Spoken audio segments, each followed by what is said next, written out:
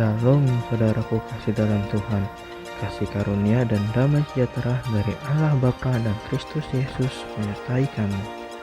Bacaan Alkitab kita diambil dari 1 Tawarik 15 ayat 1 sampai 29.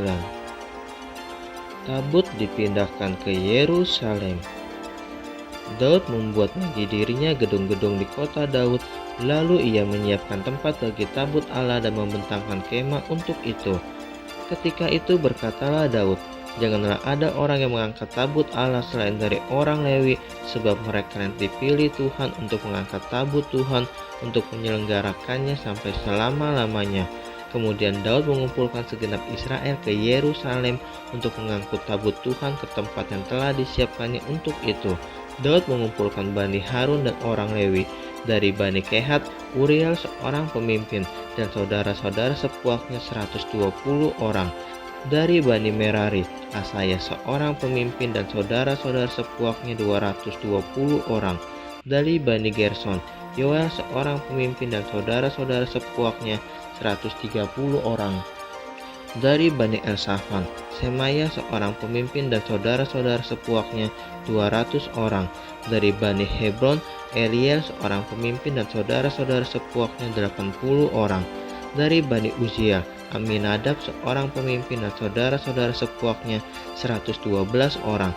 Lalu Daud memanggil Zadok dan Abiatar imam-imam itu dan orang-orang Lewi, yakni Uriel, Asaya, Yoel, Semaya, Eliel dan Aminadab, dan berkata kepada mereka, "Hai kamu ini para kepala puak dari orang Lewi, kuduskanlah dirimu, kamu ini dan saudara-saudara sepuakmu, supaya kamu mengangkut tabut Tuhan Allah Israel ke tempat yang telah kusiapkan untuk itu.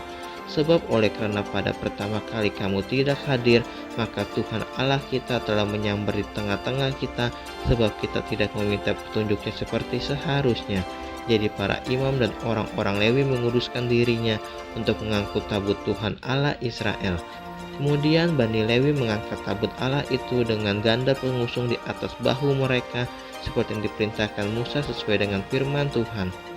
Daud memerintahkan para kepala orang Lewi itu supaya mereka menyuruh berdiri saudara-saudara sepuak mereka, yakni para penyanyi, dengan membawa alat-alat musik seperti gambus, kecapi, dan ceracap, untuk memperdengarkan dengan nyaring lagu-lagu gembira. Maka orang Lewi itu menyuruh berdiri Herman bin Yoel, dan dari saudara-saudara sepuaknya Asaf bin Berekia. Dari Bani Merari, saudara-saudara sepuak mereka Etan bin Kusaya, dan bersama-sama mereka itu saudara-saudara mereka dari tingkat kedua Zakaria, Yaziel, Semiramot, Yehiel, Uni, Eliab, Benaya, Maseya, Matika, Elifele, Mikneya, dan Obed Edom, serta Yeyel, para penunggu pintu gerbang. Para penyanyi yakni Heman, Asaf, dan Etan harus memperdengarkan lagu dengan ceracap tembaga. Zakaria, Aziel, Semiramot, Yehiel, Uni, Eliab, Maseya, Benaya harus memainkan gambus yang tinggi nadanya, sedang Matika, Elifele, Mikneya, Obed Edom, Yeyel, dan Azaya harus memainkan kecapi yang 8 nada lebih rendah tingkatnya untuk mengiringi nyanyian. Kenanya pemimpin orang Lewi mendapat tugas pengangkutan. Ia mengepalai pengangkutan sebab ia paham dalam hal itu. Berekia dan Elkana adalah penunggu pintu pada tabut. Dan Sebanya, Yosafat, Netanel, Amasai, Zakaria, Benaya, dan Eliezer, yakni imam-imam itu, meniup nafiri di hadapan tabut Allah, sedang Obed Edom dan Yehia adalah penunggu pintu pada tabut itu. Maka Daud dan para tua-tua Israel dan para pemimpin pasukan 1000 pergi untuk mengangkut tabut perjanjian Tuhan itu dari rumah Obed Edom dengan sukacita. Dan oleh karena Allah menolong orang Lewi yang mengangkat tabut perjanjian Tuhan itu, maka dipersembahkanlah 7 ekor lembu jantan dan 7 ekor domba jantan. Daud memakai jubah dari kain lenan halus, juga segala orang Lewi yang mengangkat tabut itu, dan para penyanyi dan kenanya yang mengepalai pengangkutan dan para penyanyi. Daud juga memakai baju efod dari kain lenan.